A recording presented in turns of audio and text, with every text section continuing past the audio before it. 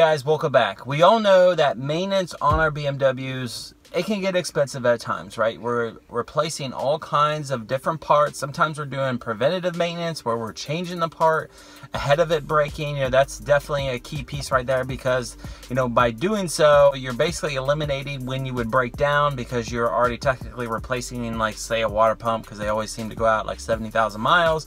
If it's original one, plugs every year, coils every year, O2 sensors, you know, around the N54 maintenance schedule that I've shared out with you guys as far as that. Preventive maintenance is a huge thing for me, of course, since I have never had any kind of misfire issues, boost leaks, anything else like that, because I thoroughly check the car and, of course, replace the stuff. I'm here to tell you that there are plenty of people out there that either do not have a job or, you know, they can barely afford owning a BMW with the maintenance and buying parts and all that kind of stuff, that they're looking for a deal and they are willing to buy used parts no matter what just to get their car back on the road. So when I first got this car 5 years ago, my first DIY that I did, that I didn't post on the channel because it was before I started this channel, was to do the water pump. Now, the water pump was leaking. It was cracked on the plastic housing and it was only 20,000 miles old. I was just outside of the 2-year BMW manufacturer warranty by 1 week, and BMW didn't honor that warranty. They told me that it's past the week. Maybe if it was a day after, they could have done something, but a week was way too long and they weren't able to do anything for me. So when I replaced the water pump, got it all out, I noticed that it was just cracked, of course, on the housing, and it was still running fine after I tested it.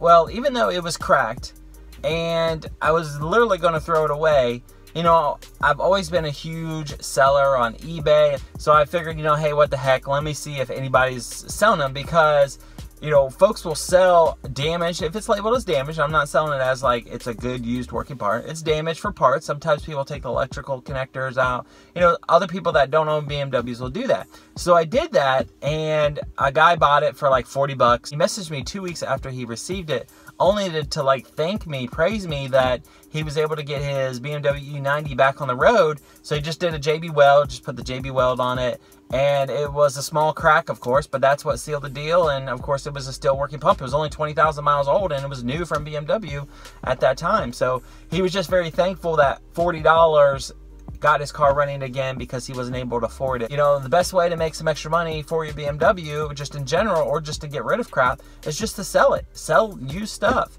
Now, this all depends on your situation, of course. If you don't care, if you don't need them, whatever, just throw them away. But, you know, I guess this is more so the video out to folks that, you know, want to buy used parts because they got a BMW and they don't want to spend the money on new parts. So I'll be replacing the new plugs. So obviously these are new, so new BMW OE plugs, which are a little bit different than the Bosch stamped ones.